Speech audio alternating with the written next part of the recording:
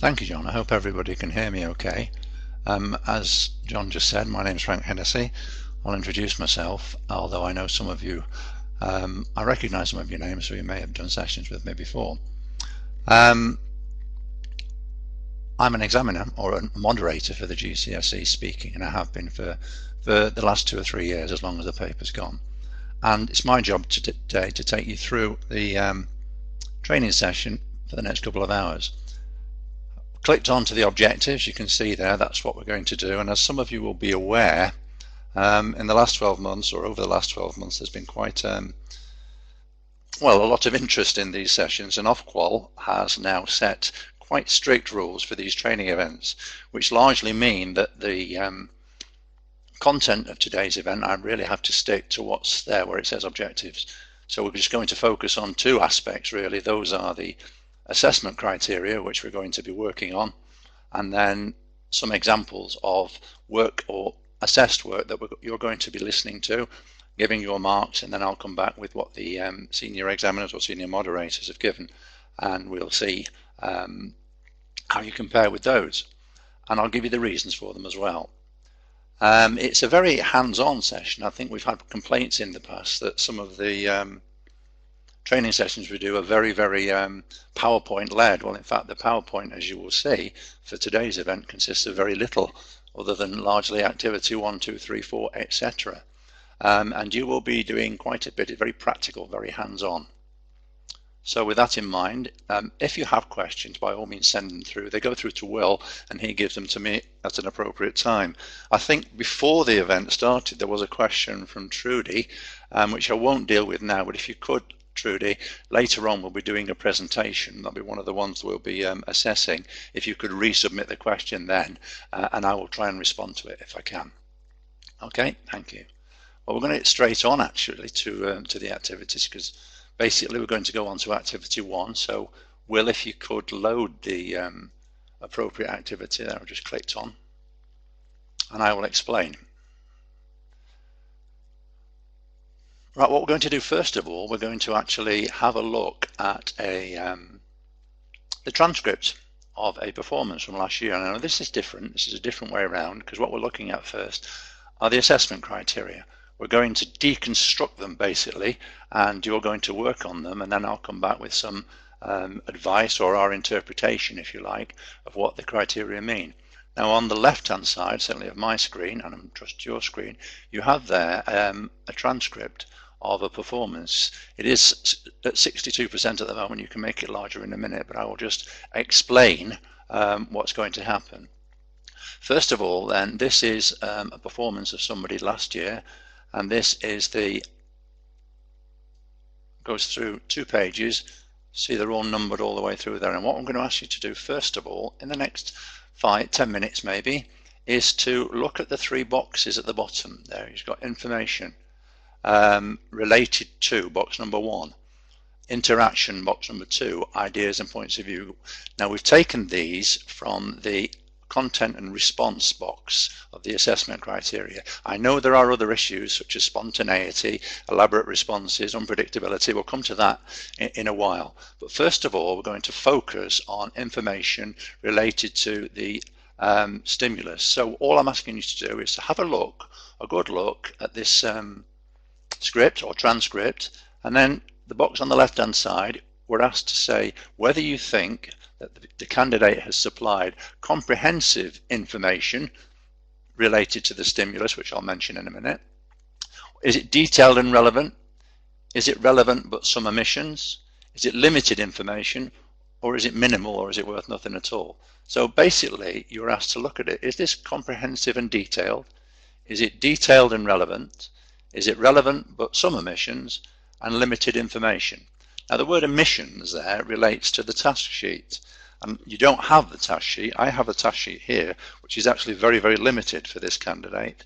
The task sheet merely says, based on the photograph that you have provided, you need to answer a variety of questions about your hobby, and as you'll see in a minute when you look at it, the hobby is karate. So this student is talking about karate.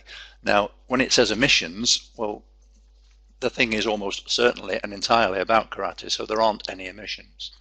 Okay, there's also a second box there, interaction, which I'm going to take you through now as well. Do you think that, according to your view of the script, the candidate interacts very well? Well, that there is some interaction, that there is no interaction, again, at the bottom.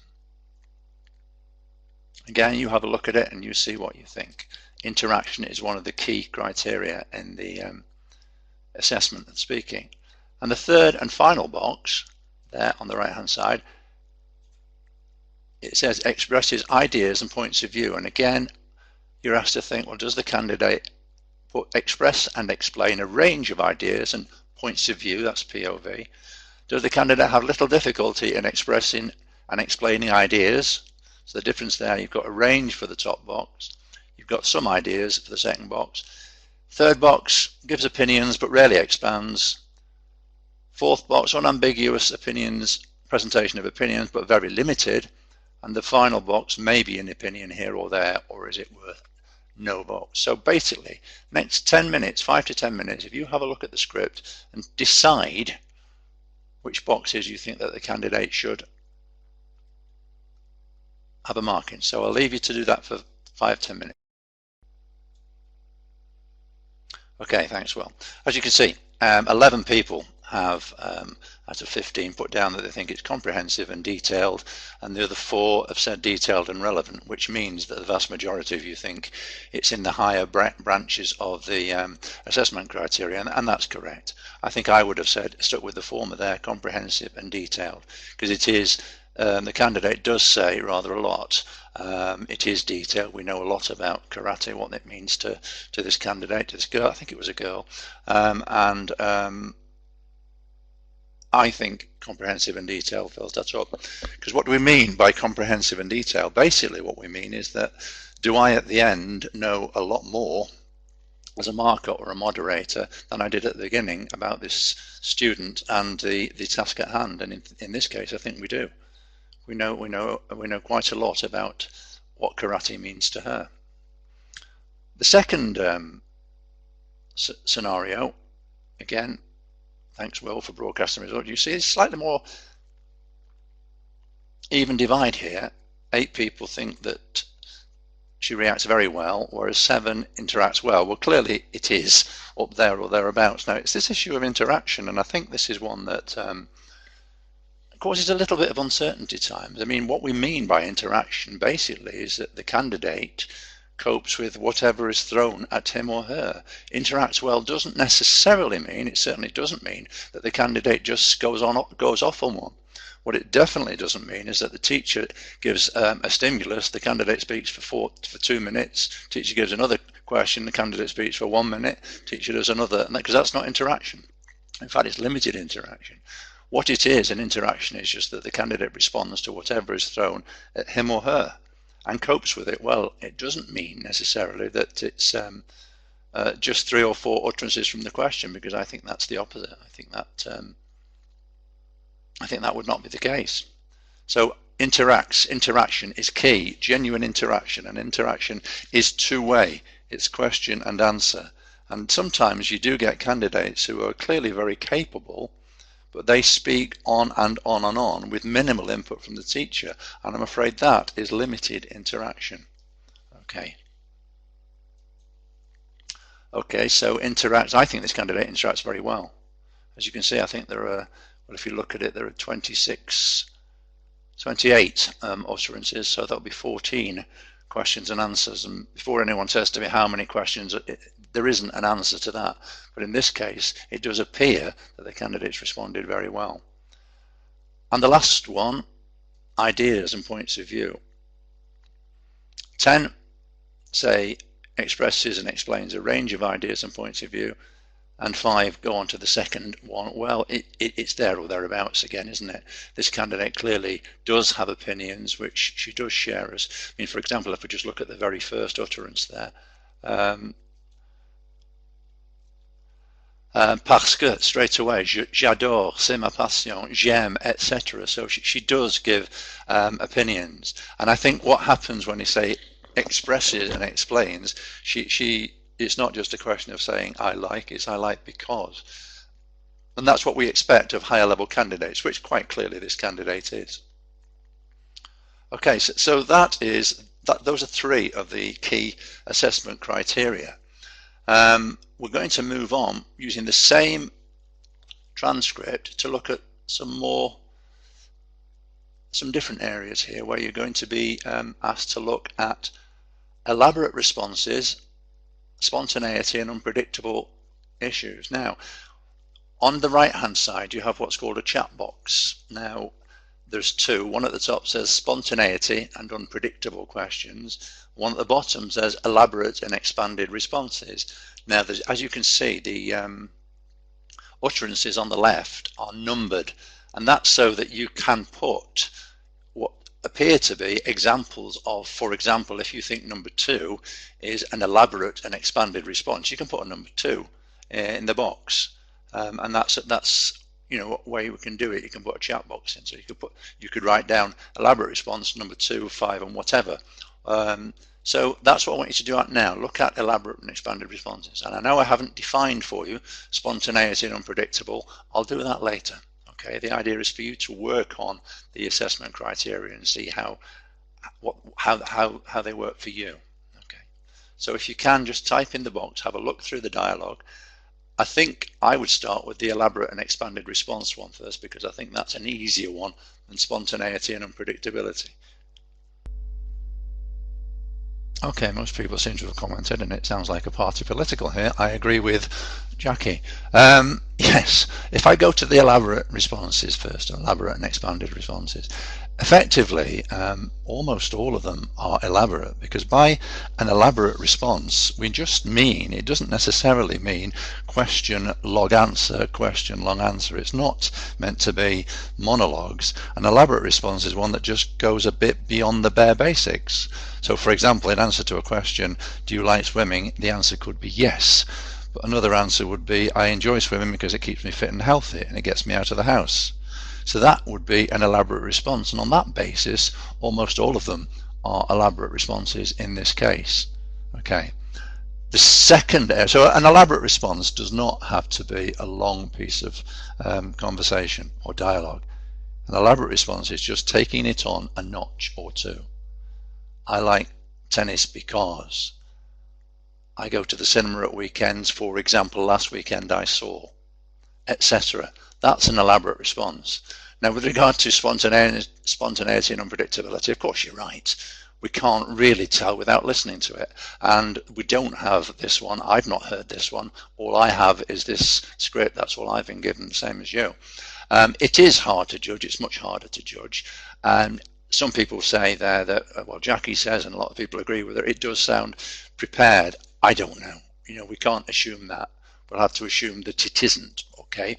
But we can't hear it, so we won't be able to say that. But in terms of spontaneity and unpredictable, it is an area I know that worries teachers.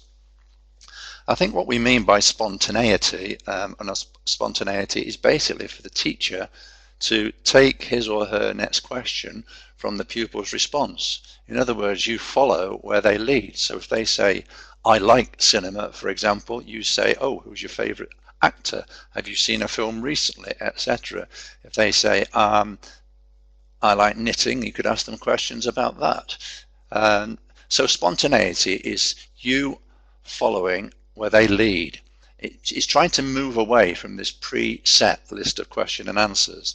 Now, in terms of this particular dialogue, I actually found it quite hard myself to find spontaneous questions here. I think the first one I wrote down was number 11. Have you made any friends thanks to this activity? I also thought that perhaps questions number 17, because 15 is going on about special equipment, c'est cher. I thought that might be an evidence of spontaneity. And then the question that followed on about whether the parents pay. I've done one more. Oh yes, the 21. Si tu avais beaucoup d'argent, etc. I thought they showed signs of spontaneity. Clearly, without listening to it, I don't know either. Okay. But that is spontaneity. Spontaneity is we're trying to move away from a preset list of questions and answers. And unpredictable. This is again something that worries people, it doesn't mean we suddenly throw in a question about the coalition government in the middle of a discussion of last year's holidays. No, unpredictable means perhaps something that isn't in the task sheet. So for example, it would be related to the topic, it's entitled to be related to the topic, but for example, if you had a task sheet that said, say where you went last year on the holidays, say who you went with, say what you did, say where you stayed. So those are, say, the bullet points. One of the bullet points there was who you went with. I went with my family. Oh, who's in your family? Describe your mum, or something like that. That would be, in that context, an unpredictable question. Another one that comes to mind is, let's say you're doing a presentation about work experience, and you are asked to cover things like, in the bullet points, say where you worked, say who you worked with, did you get on with them, say what were the things that you enjoyed about the work, and the fourth bullet point might be, would you fancy taking on that as a career? Now in that context, an unpredictable question might be, were there any things you didn't enjoy? You know, that isn't one of the bullet points. It's related quite clearly to the topic, and it's not miles away, but in that context, that is how we define unpredictable, something that perhaps isn't in the bullet points. Okay, I'll move on to the next aspect, next activity. Activity 1C, we're now going to look at the same script, but this time we're going to look at the language elements. Okay, we're going to look at the range of language. Okay, so similarly, we have 3 boxes at the bottom relating to vocabulary, relating to structures and subordination, relating to different use of different tenses. And I'll just take you through them quite quickly. Do you think that this candidate has shown a wide range of vocabulary, including some complex, etc.? Oh, you're ahead of me. So I'll let you do that, and I will then try and cope with the questions. There's one there from Kathy. Just have a read. Good question, Kathy. A candidate's supposed to ask questions too. Not necessarily in the open interaction, yes, not necessarily in the presentation or the picture-based discussion, but they can do if you think it sounds right, if it's appropriate. However, in the open interaction, they are expected to ask at least 2 questions, or 2 questions. And there are consequences if they don't, and I'll come to that a little bit later.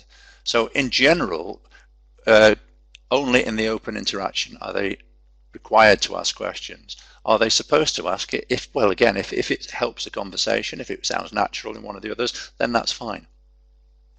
So I'll give you just a quick couple of minutes, really, because you're going through it very quickly, to see if how we go with range of language.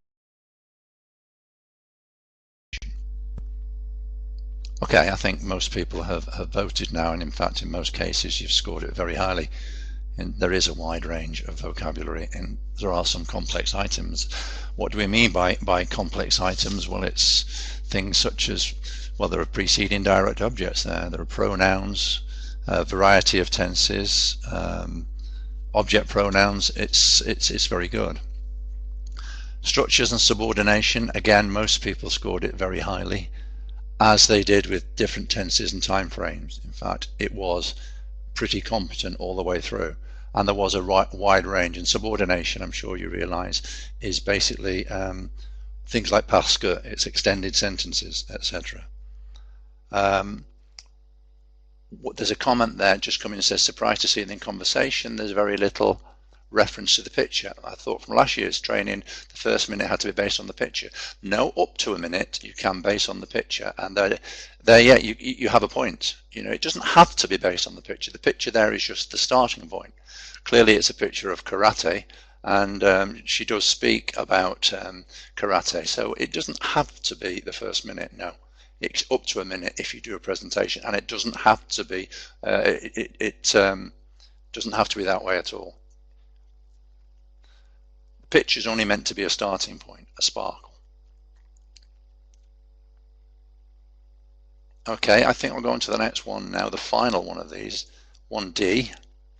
And we're looking at the final criteria. Now the final criteria is accuracy. And there is a problem quite clearly in this case, because the accuracy column relates to two things, accuracy and pronunciation. And quite clearly we cannot comment on pronunciation because we can't hear it. So all we have here is just the one box. Okay, and it's relating to the accuracy of it. Is it very accurate, as it says there?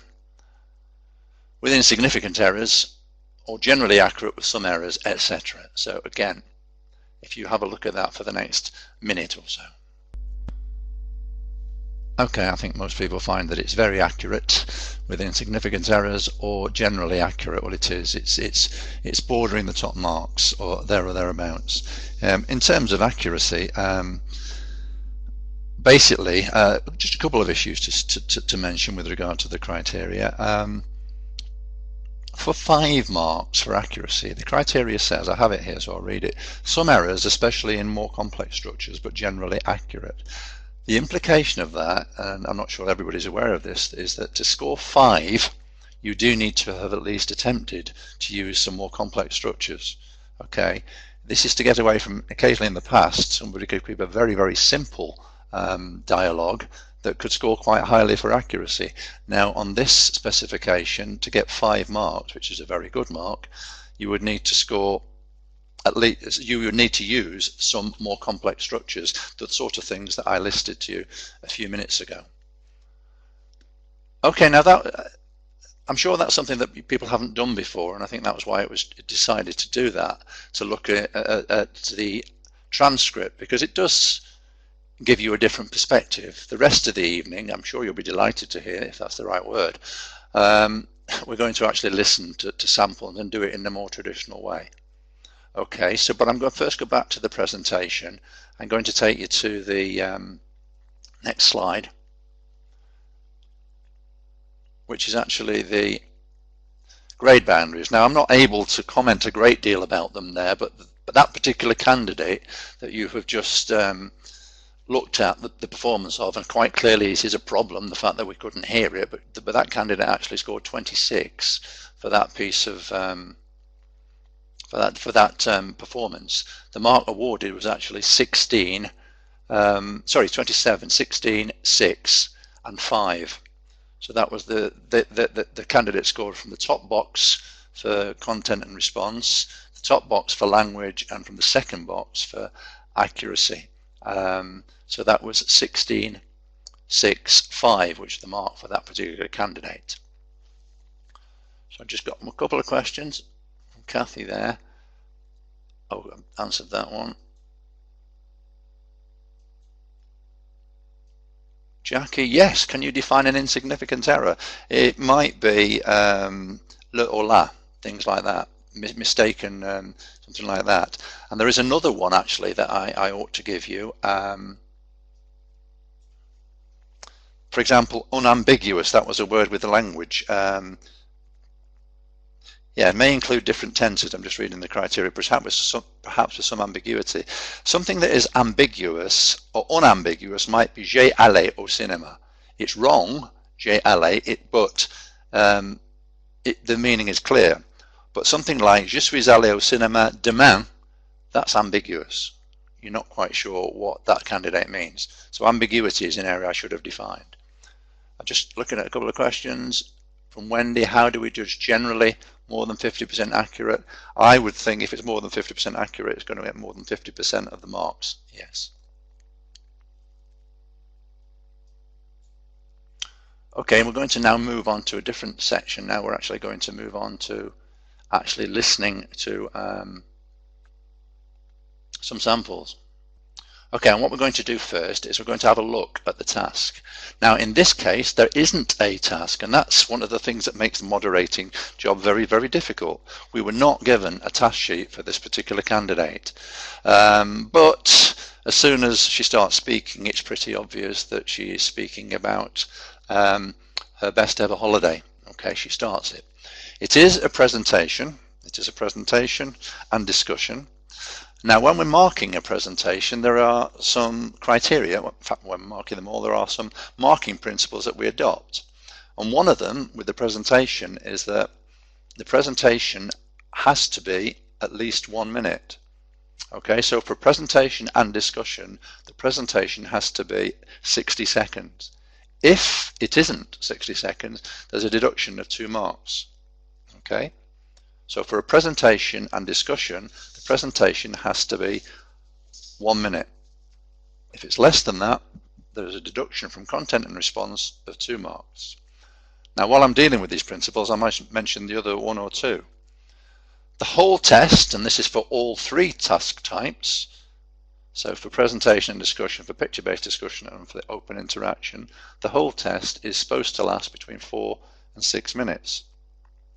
Tests that are too short, and the definition of too short is 3 minutes and 30 seconds. Okay, if it is less than 3 minutes and 30 seconds, and again I say from when the candidate starts speaking, then there's a deduction of 2 marks for that. Okay, now these principles are actually written in the administration support guide that's sent to schools every year. It's actually page 14. I've got a photocopy of it here. And the other possible deduction is for open interactions, open interaction tasks. If the candidate asks only 1 question in a task, then 1 mark is deducted. If a candidate asks no questions in the open interaction task, then 2 marks are deducted, both from content and response. Now those are basic marking principles. So in the case of this particular one, it's a presentation. Well, I'll tell you now, it's over 3.5 minutes, so there's no deduction at all. But we need to listen at the beginning and clock, and I will advise whether the presentation part itself at the beginning is shorter than 1 minute. Okay. At the bottom left-hand side there, you have her CA2 form. She's put down some vocabulary that will help her. That's fine. You can have a look at that when you wish. You also have the criteria top left. And also then on the right-hand side, you have the criteria, content and response, 10 to 17. Now that tells you that the mark for this candidate is somewhere in that range. It doesn't mean it's in the middle. We've not been that straightforward. It could be varying to one end or the other. But once you've heard it, see if you can find a mark of content and response. Similarly, for range of language, the marks from 0 to 6, but we've just put down 1 to 6 because she's better than 0. Okay, and similarly for accuracy. So you're going to actually listen to this task. A task for which we haven't a task sheet, so what we have to moderate, we have to mark what we have. On the left-hand side, and I would suggest you once you get going, you actually increase the size of this, but you can do that yourself. You can have control of that. The assessment criteria, the ones we've been looking at in the first activity that we did. Now, in this particular case, how do you decide what to do? You can see, for example, for content and response, there's quite a broad spread of marks. So 16 to 18 is the top box, 12 to 15 the second box, 8 to 11 the third box. Well, can I suggest, how do you decide? Well, you listen to a piece of work, and when I start listening to a piece of work, I always start with the middle box. Okay, I look at the criteria in the middle box, and usually, not always, but usually you can quite quickly decide whether the candidate's above or below. Maybe not, maybe they're in the middle box. And then let's say we decide that the candidate is in the 12 to 15 box. How do we decide? Is it 12, 13? Is it 14, 15? Well, we look at the box above and we look at the box below. So if there are more, perhaps elements of 8 to 11 box, it might be a 12 or 13 mark. If it's veering towards the 16, 17, 18 marks, and there are some more elements of that, then the mark might be 14 or 15. It is best fit. You know, sometimes you will not get match for all the particular criteria. Best fit is what we decide. And then sometimes when perhaps we decide, well, that's maybe 4 or 5 for range of language and 4 or 5 for accuracy, and you can't decide, is it 4, is it 5? Well, my suggestion there is that you go up with one, down with the other.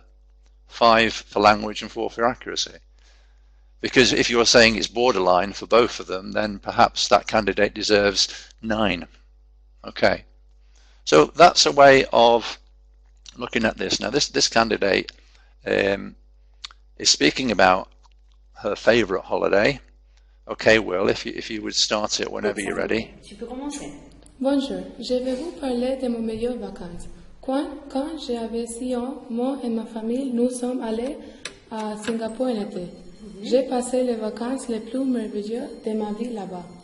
Nous avons voyagé en avion. Le trajet était très long, mais j'étais très excitée. Je suis arrivée à l'aéroport et je suis très excitée. Je me suis excitée de voir comment Singapour est dans la réalité. Le temps était très agréable. Il faisait beau et très chaud. J'adore à Singapour à première vue. Nous avons visité de nombreux endroits intéressants. 12OLA03 Night Safari, qui est un zoo nocturne où les animaux sont laissés libres et le guide vous conduit autour de la forêt dans un train. C'était très amusant. Je suis même allée à la Singapore Flyer, qui est similaire à l'Oil de Londres.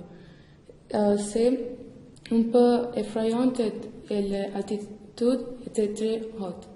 Mais quand vous avez fini les courses, vous les manquez. Je suis aussi allée pour les zoos nocturnes est à une île qui s'appelle l'île de Sentosa. Il y a un spectacle qui s'appelle Chanson de la mer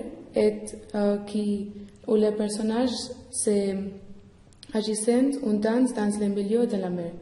Il y a beaucoup de hôtels luxueux de 5 étoiles, une plage et beaucoup plus. Il y a aussi beaucoup de villes différentes à Singapour de différents pays, comme Petite Inde, ville arabe, ville de la Chine et beaucoup plus. Il y avait des différentes traditions que j'avais obtenues de l'expérience. À part cela, j'aime visiter les centres commerciaux, les musées, les cathédrales et beaucoup plus. J'ai préféré visiter ces pays puisqu'ils ont les plages où je me peux relaxer et faire beaucoup de choses.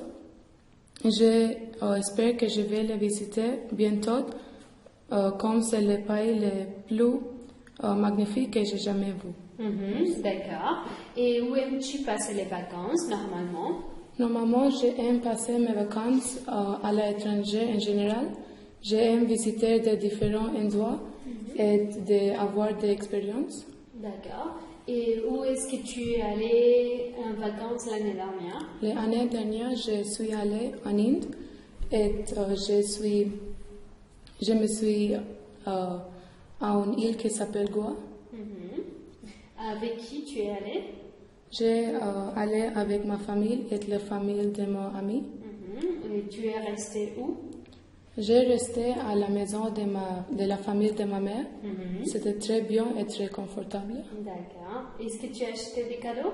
Oui, j'ai acheté des cadeaux comme les accessoires, des chocolats, des vêtements pour toute ma famille.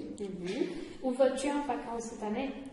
Cette année, je veux visiter à Dubaï parce qu'ils ont les plages où je peux détendre et c'est une ville très belle. Et je veux visiter les gratte-ciels très célèbres comme Burj Khalifa. D'accord. Quel temps fait-il aujourd'hui? Aujourd'hui, il faisait beau et il y a du soleil et il fait un peu vent. D'accord. Qu'est-ce que tu fais chez toi à Noël? À Noël, généralement, nous avons un dîner avec toute la famille. Oui. Et nous donnons des cadeaux aussi à tous. D'accord. Si tu avais le choix, où voudrais-tu habiter? Si tu avais le choix, où voudrais-tu habiter? Si j'avais le choix, j'habitais en Inde parce que toute ma famille vit là-bas. Et aussi j'ai des amis. Et il y a beaucoup plus de faire. D'accord. Tu préfères passer les vacances en famille ou avec des amis? Je préfère passer les vacances avec deux. Nous avons de bonnes vacances avec la famille et c'était très agréable. avec des amis, c'est différent. Et vous avez plus de liberté. Et vous avez plus de faire. D'accord. Et es-tu déjà allé en France? Oui, j'ai déjà allé en France quand j'avais 4 ans. Je suis allée en Nice. Comme il y a beaucoup de plages, très belles plages. Et je veux visiter les rues de Nice. Et les magasins sont très fantastiques. D'accord. Bien, on a fini la première partie de l'examen, ok? And the first task. Okay, now in that case, the presentation at the beginning was over a minute, so there are no penalties at all. So if you have a look at the criteria and see which marks do you think you would give to her. And remember, nobody can see the marks that you put in. I can't see, I just see a total overall. So mark for content and response with a look at the criteria, mark for range of language, and mark for accuracy. Okay, let's have a look first, okay? Can you broadcast the results, please? Well, if you can, good man. Okay, now those of you that can see that there's quite a disparity for content and response, almost across the full range. 11, 12, 14, 15, 16 and 17. I'll read the comment, if I may, from the principal examiner. The candidate demonstrates some confidence and communicates well on the whole, taking the initiative at times and shows some development of her responses in an engaging manner. The teacher's questions are at times quite predictable. I think that is true. There's some sense that the teacher's working from a list of questions, perhaps not enabling the candidate to reach the top of the 12 to 15 box, since there's not enough evidence of the candidate taking the initiative. And although there are some more elaborate responses, she shouldn't be at the top of this box. She does express opinions about the holidays, and there's little need for a prompting or rephrasing of questions. And she does speak confidently at times. As it's a best fit scenario, she was given an award in the middle of that box. She was given 13. I think the main problem was that it was fairly predictable, fairly safe, and her answers, she didn't show a great deal of initiative. It was just question, answer, question, answer. And the teacher, I think, tended to stick with questions that had been prepared. There wasn't there wasn't any real spontaneity as far as I could see. Okay.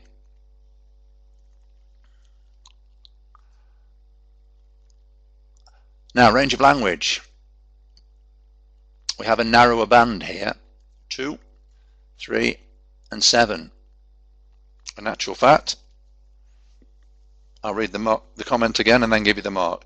The candidate uses a good variety of appropriate vocabulary and structures, and there is within the presentation element of the task use of direct and indirect pronouns. That was in the first part of the presentation. There is an unambiguous use of some tenses for the most part and time frames, and time frames. Although the candidate uses j'ai déjà allé, the time frames are secure in their meaning. The candidate is at ease with the use of subordination.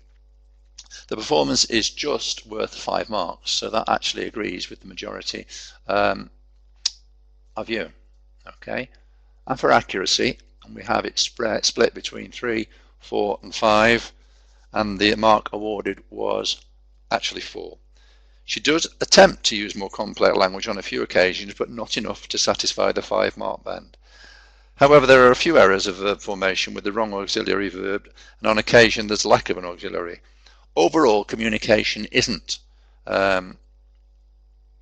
impeded. Pronunciation and intonation are generally accurate enough, although there are some non-native sounds, and she scored 4.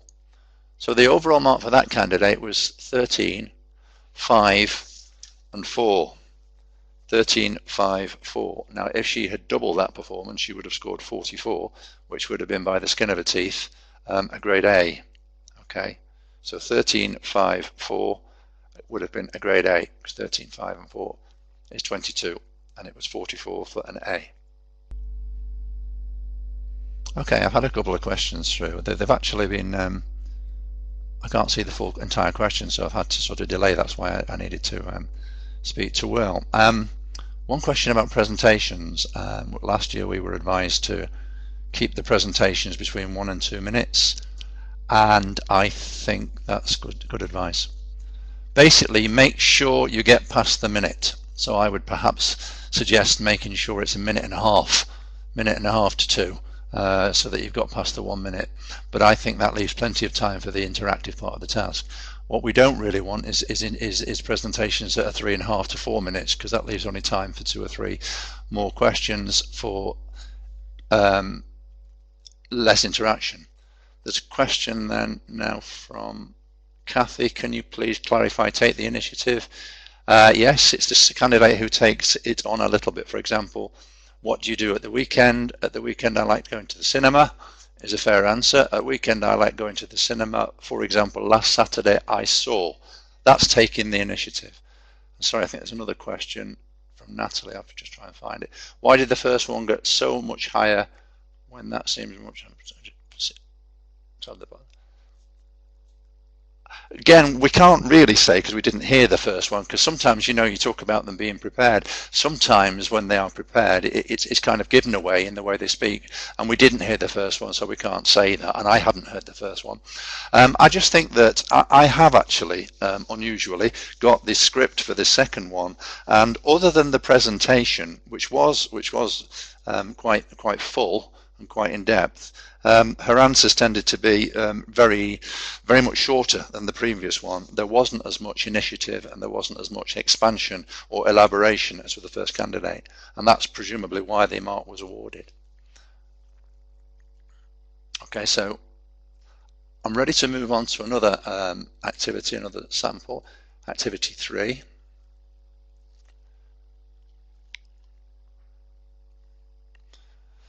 And this one, and I think basically you can have a quick look at the task is down to the bottom left, and I think the task is a picture-based discussion, and it says talk about the picture you have brought showing the cover of a book that you have been reading or you have read. Introduce the picture and say why you have chosen it. You could also include, and that's a good task type, you could include information about the characters and events in the book, your opinions about it and reasons, your reading habits, what you have read recently and what you intend to read. So that's the task. It's down there. It's quite well set out. It's to talk about this book, of which there's a picture slightly higher. I mean, you can have a look at the picture and then I would move it out of the way if you like. The picture up above is Michael McPurgo, and the title of the book appears to be Cool. But the task, I think, is quite a good one because it says you could. So that means the candidate doesn't have to talk about those items, but she may, and it is a girl. Okay, so Will, when you're ready, if you could just play this next one. Picture-based discussion. Je l'ai choisi parce que j'aime l'histoire qui est d'un garçon qui s'appelle Robbie. Son chien s'appelle Lucky. C'est un livre pour les enfants, mais il y a beaucoup d'adultes qui aiment cette culture. Ah d'accord, alors pourquoi tu aimes ça? J'aime ça parce que c'est une histoire qui m'intéresse. D'accord. Et ton impression générale du livre? Mon impression de ce livre est qu'il vous garde sur le bord de votre siège et c'est passionnant. Ah d'accord. Que sais-tu de l'auteur? L'auteur s'appelle Michael McPurgo, a écrit plus de 100 livres. Aussi, il a gagné de nombreux prix. Il habite à Devon avec sa femme. Ah oui, d'accord. Alors, l'histoire de Cool, c'est quoi? Qu'est-ce qui se passe?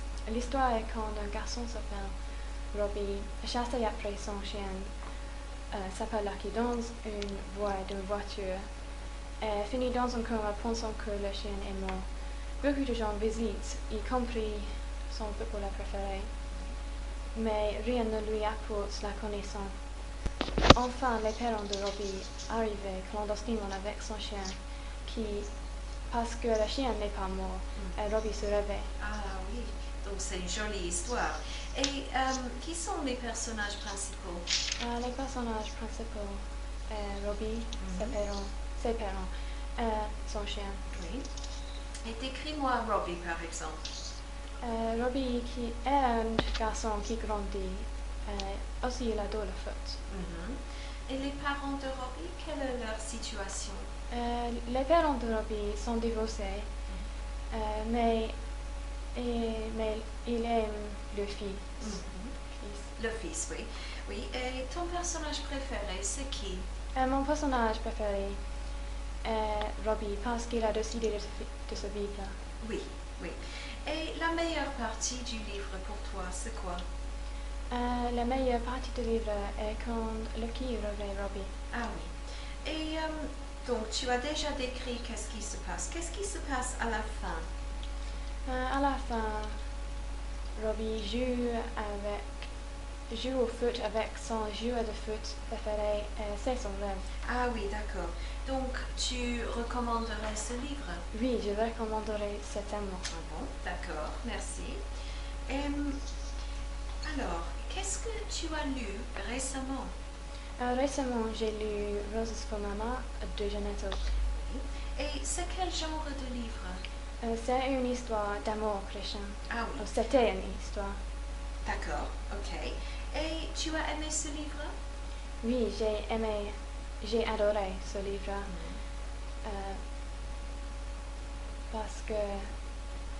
parce que j'aime les histoires d'amour. C'était émouvant. Émouvant, oui, d'accord. Et alors, quelle était l'histoire? Une fille s'appelle Angela, s'occupe du reste de la famille parce que les parents sont morts.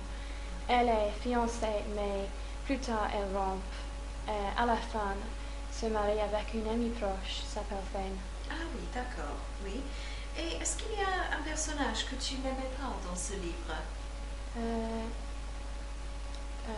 Les personnages que je n'aimais pas, c'était Carter, parce qu'il était très égoïste. Égoïste, ah bon, d'accord. Et qu'est-ce qui s'est passé au début? Au début, Angela s'inquiétait de la famille, surtout Derek. Derek, pourquoi Derek? Parce qu'il est très nerveux. Nerveux, d'accord, ok. Oui, donc elle joue le rôle de la mère. Oui, oui. Oui, très bien. Et qu'est-ce que tu voudrais lire ensuite? Je crois que je ne lirai rien parce que je n'ai pas de temps. Ah oui, d'accord. Et pourquoi tu n'as pas le temps en ce moment? Parce que j'ai à voir trop de devoirs. Ah oui, c'est vrai. Et quel changement ferais-tu à un livre que tu connais déjà?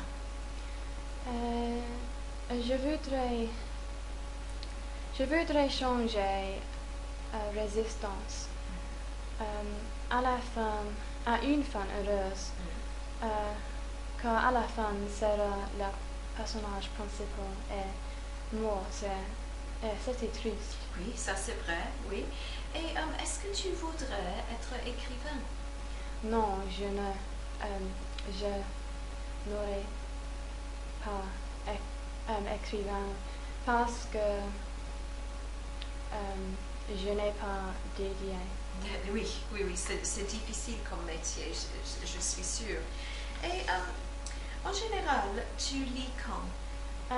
En général, je lis quand j'ai le temps. Bon, merci beaucoup.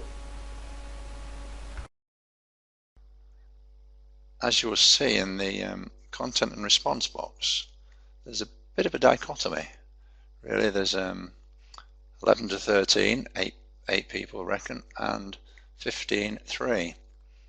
Well, the majority were in the right box because the box it was awarded was the 12 to 15 one.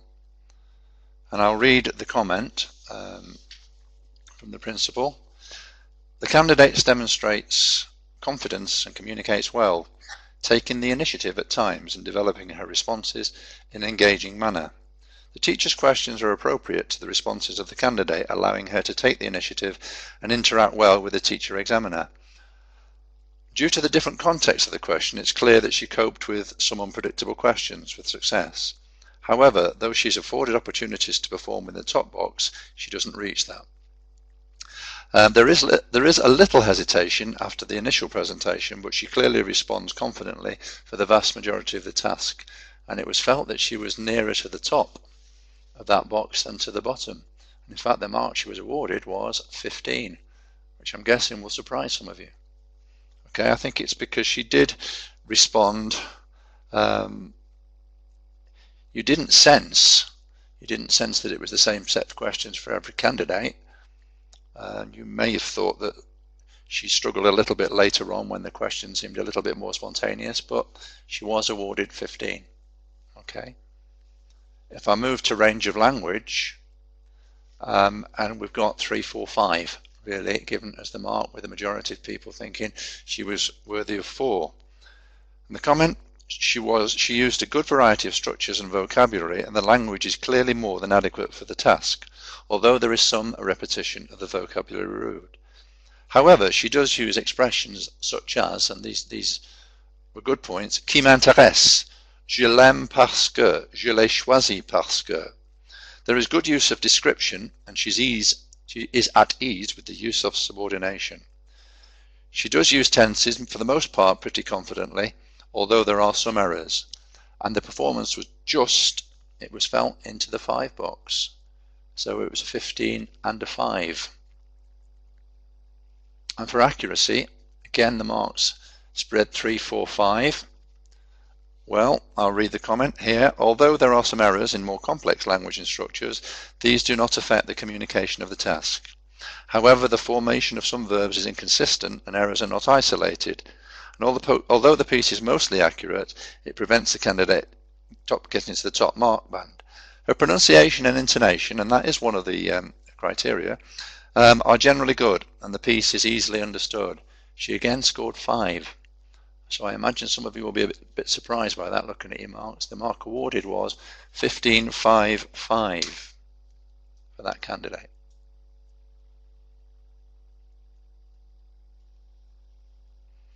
Okay, we are now going to move to another one. There will be time to ask questions at the end. And this is an open interaction because we did want to show you the 3 task types. Now this one is a little bit more complicated in terms of what we have to look at. The task is at the bottom left hand side. You can see that if you want to have a good look at that. It's probably the sort that you've been more familiar with. It's travel and tourism. And the situation is that you're working in a tourist information office when a French-speaking visitor arrives. The visitor asks you questions about what there is to do in your area. The task: use the publicity leaflet to help explain what there is to do. Your teacher will play the part of the French-speaking visitor and will start the conversation.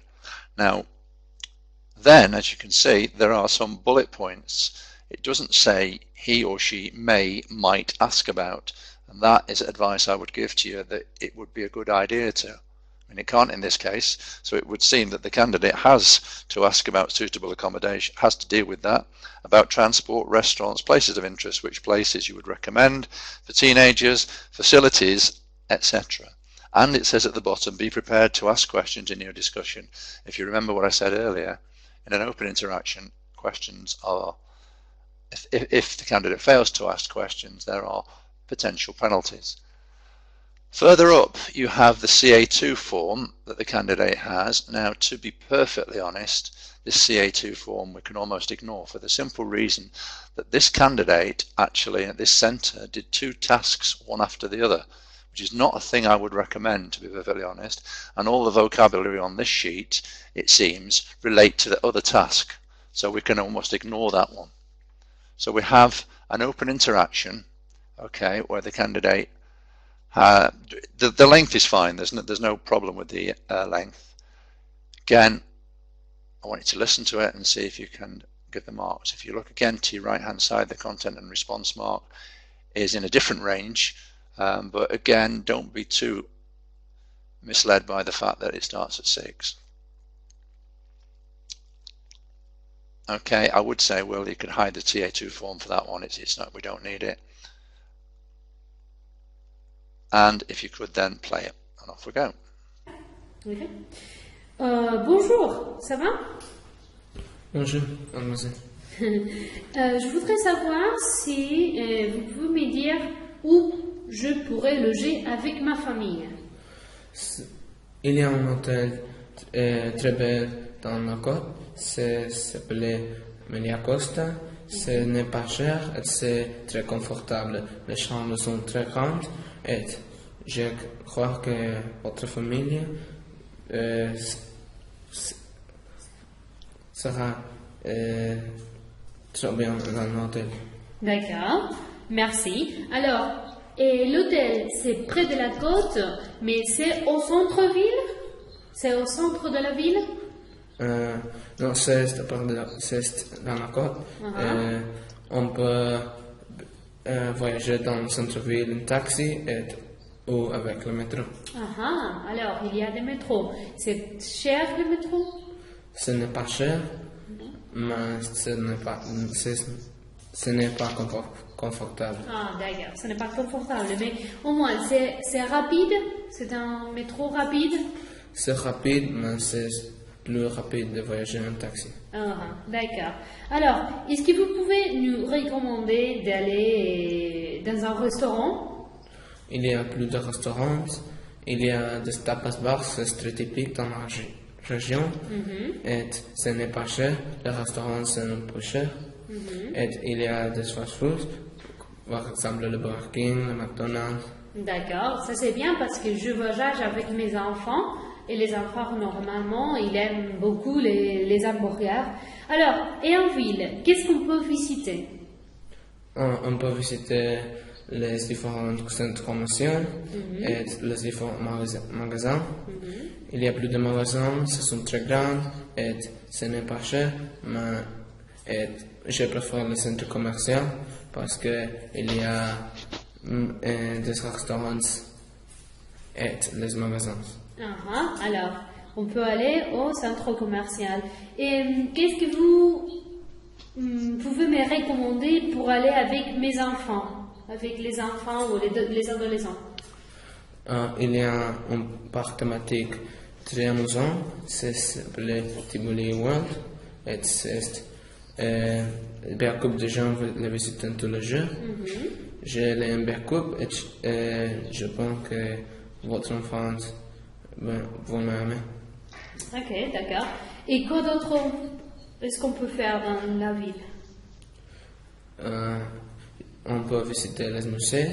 C'est le musée Picasso, c'est très célèbre. Et il y a plus de choses pour voir. D'accord. Est-ce que vous avez été au musée Picasso? Bien, oui, c'est très amusant et je l'aime beaucoup. D'accord. Et est-ce que vous êtes allé au Tivoli World? Oui. J'ai visité le Tivoli World tous les ans avec ma famille. C'est très amusant. D'accord. Aussi, je voudrais acheter quelques souvenirs. Alors, vous m'avez dit qu'il y a un centre commercial. Et dans le centre commercial, quel type de magasin est-ce que je peux trouver? Il y a un magasin pour acheter des souvenirs et pour acheter des vêtements. D'accord. Est-ce qu'il y a dans le centre commercial aussi des cinémas? Oui, le cinéma est un peu cher, mais c'est très amusant et j'aime le film. D'accord. Eh bien, alors, pour faire la réservation de l'hôtel, je voudrais une chambre double, c'est possible? Oui. D'avoir une chambre double. Bien. Est-ce que dans l'hôtel, quel type d'installation est-ce que vous avez dans l'hôtel? Il y a un gymnase et il y a plus de chambres. On peut réserver un ticket pour le Tivoli World et les différents musées. Ça c'est une bonne idée. Est-ce que vous avez des piscines dans l'hôtel? Oui. C'est une piscine très grande et il y a plus d'espace pour nager. D'accord. Alors, à la piscine, est-ce que je peux aller avec mes enfants? Est-ce qu'il y a une petite piscine pour les petits enfants? il n'y a pas une petite piscine, mais il y a un peu, il y a un area pour les enfants. Ah, d'accord, il y a une crèche pour laisser les enfants. Ok, merci, vous m'avez aidé beaucoup, merci bien. End of the first task. Okay, and that's it for that candidate. Okay, so that was open interaction. If you have a think about it and put down some marks. Okay, if those of you that haven't opted could put something in the next 30 seconds or so. I would like to fit another one in for time really, so.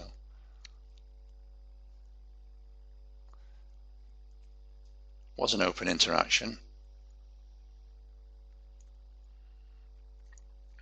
And I say that because it's relevant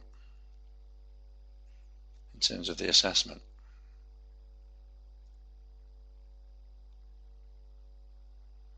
Okay, could you broadcast the results, please, Miles? Sorry, Will, I beg your pardon. As you can see from the content and response, we have a bit of a spread. Well, the point about the content and response marks is that it was an open interaction, and at the very bottom of the task sheet it says be prepared to ask questions, and this candidate failed to ask any questions. So there is a deduction of 2 from any content mark that he is awarded. So the final mark that he was awarded was 9. Okay, I'll read the comments. The candidate communicates relevant information, he does, and we're clearly able to understand what there is to do within the area. However, communication is limited at times due to a huge amount of repetition of phrases like il y a and ce n'est pas cher, or a variation of that. He does seem to show some confidence, but it's not terribly fluent. The performance is a little pedestrian and falters on occasion, and there is the intrusion of occasional non-French language, which leads to some ambiguity. Although there are elements of the 12 to 15 mark band, as he copes with some unpredictable questions, there isn't sufficient. So we go for a best fit mark, and the best fit mark decided for him was 11, but with the -2 he ended up with 9. So 9 was the mark for that candidate for content and response. With regard to range of language, you split really, if you look at it, between 2, 3 and 4, and I'll put them together, and with accuracy it's something similar, 2, 3 and 4.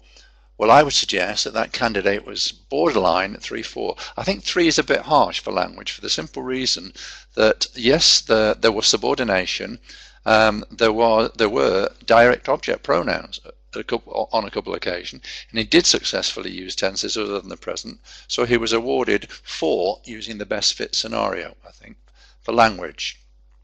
And for accuracy, well, there are a fair number of errors within the task. Pronunciation is an issue at times. Overall, communication is unaffected, and occasionally sentence structure was poor. He ended up with 3, so 9, 4 and 3. So in that case the candidate scored 16, which would have given him, literally, if he did the same on his other paper, a mark of C. Now I've got a question from Alexandra that I've just found with regard to the last task, claiming that the previous one, the Michael McPergo one, that the teacher's questions were predictable. It's difficult, really. It's difficult to judge, and we can't tell. You know, I mean, yes, you say that they could have been asked to other candidates too. I suppose they could, but I did think that the teacher sort of did kind of focus in on that particular book. So anyway, she ended up with 15. And you can see the role that moderators, or the difficulty that moderators have now as well. Okay, we'll try and fit in the 5th one now.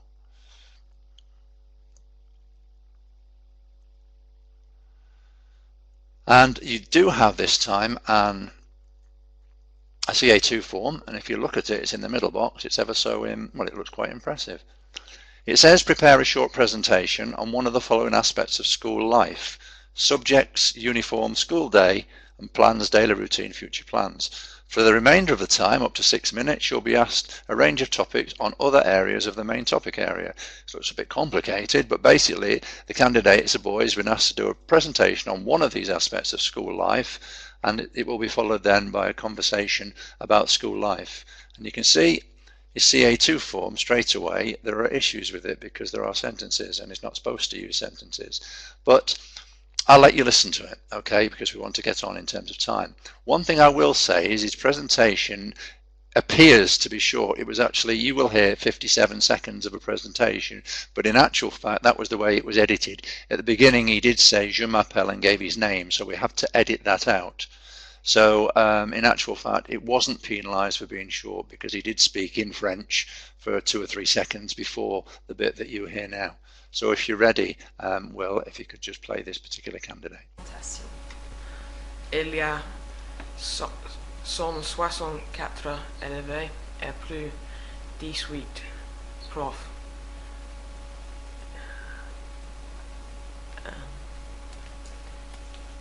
Il y a mon collège, c'est bon.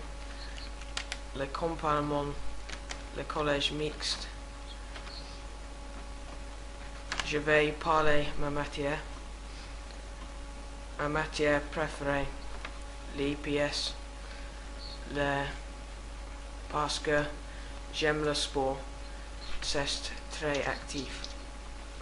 Si j'ai de bonnes notes, je continue à étudier. Je m'intéresse beaucoup à dessin et technologie. Plus tard, j'aurai ma propre entreprise.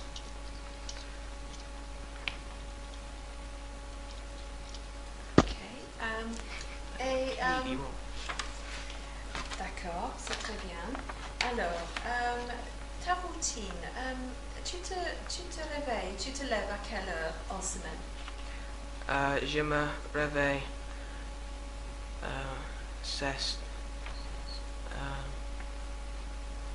6 heures école. Ah, d'accord. Et est-ce que tu habites loin du collège? J'habite à Bournemouth. À Bournemouth, oui. Donc, il faut combien de temps pour venir au collège? 1 heure. Ah oui, donc c'est loin alors. Et les cours commencent à quelle heure?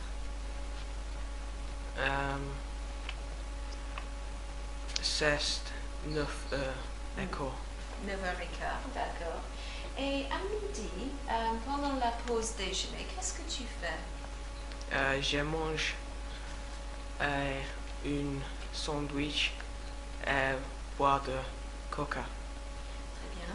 Et est-ce qu'il y a une cantine à ton école? Non. Non, d'accord. Et les cours finissent à quelle heure? C'est 18 heures. D'accord, oui. Et est-ce que tu as beaucoup de devoirs le soir? Oui.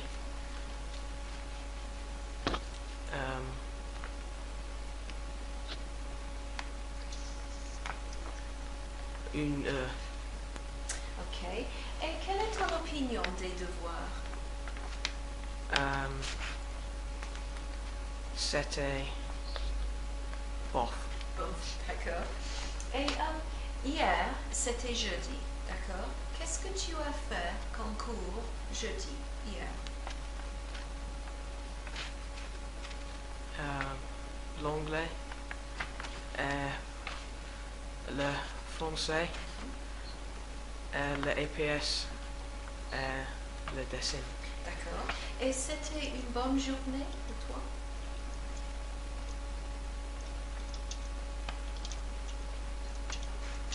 Bof. Bof, ok, bon. Et ton uniforme scolaire, qu'est-ce qu'il faut mettre à Wilton Park School comme uniforme? Je porte un pantalon noir, un pull rouge, une chemise bleue. D'accord. Et pour l'EPS, qu'est-ce que tu mets pour l'EPS? Le basket, le polo et un pantalon. D'accord. Et quelle est ton opinion de ton uniforme? Très bien. C'est très bien, d'accord. Alors, quel serait ton uniforme idéal? Un pantalon noir, une chemise blanche, un pull bleu. D'accord. Et l'année prochaine, en septembre, ok, qu'est-ce que tu vas faire? Okay? Est-ce que tu vas continuer tes études après les examens de GCSE? Oui, les constructions, Oui. le study business. Ah oui, ok. Et pourquoi la construction? Non, ok, très bien. Qu'est-ce que tu envisages de faire comme métier dans le futur? Par exemple, est-ce que tu voudrais être professeur comme moi? Le technicien. Ah oui, d'accord. Et pourquoi? Ok. Est-ce que tu voudrais avoir ton propre entreprise? Oui, m'intéresse la technologie et le dessin. Ah oui, d'accord. Et oui, très bien, merci.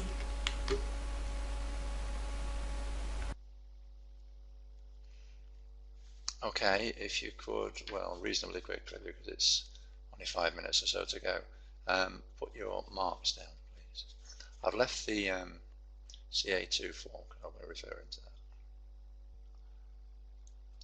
And have a quick look. The first point I want to make is that the CA2 form, there are sentences, and while if he had put the present tense, or sorry, different variety of tenses there, if he had used it appropriately, fine, but if he's just reciting full sentences, then he can't really have credit for that. That said, looking at the assessments that you've given, well, most of you I think are in the right box. It was felt that he was into the 4 to 7 box. So again, I'll read the comments about him. He is able to offer some information about the school within the presentation, but the follow-up discussion is often interspersed with pauses and some strange pronunciation. There is limited communication at times after the initial presentation, and he's very reliant on the teacher-examiner for ideas. He's clearly unable to take the initiative or expand on responses, which are generally limited. However, the fact is, in the presentation, he did offer information, and we can't ignore that. So he did end up in the 4 to 7 box, and I think it was felt he was about 5-6 borderline. In the end, he was awarded 6 marks. Okay, 5-6 borderline. With regard to range of language, well, the vast majority of you have gone with 2, and so did we. He was awarded 2. I won't read the comments because you're going to have all these scripts later. And for accuracy, again, the vast majority went with 2, so did we. So he ended up with 622. Wouldn't have argued with 522 there in that particular case. Now, you will have all these as a download later on, along with another 4 tasks and the principal examiner's comments. So you will actually have 8 different samples for you to work on or to work in your schools with. Now I've got a couple of questions. Yeah, 2 years ago we revised that without a question from the candidate in an open interaction, a candidate could not have a grade C or above. Is this applicable? To be honest, Laurence, I don't think it ever was. We didn't actually say. All we did was, without a question in an open interaction, there would be a deduction of marks. In my knowledge, to my knowledge, nothing has ever been said about whether a candidate could get a particular grade with regard to that. Okay, so that I can't really help other than say that. Well, that's back to Laurence, but I can only repeat basically what I said before. The candidate should ask 2 questions in the open interaction. If they don't ask 2 questions, then they are penalised, as I said before. So I thank you for attending. I hope it's been useful, and I'll hand it over to John now, I think. Is it all well?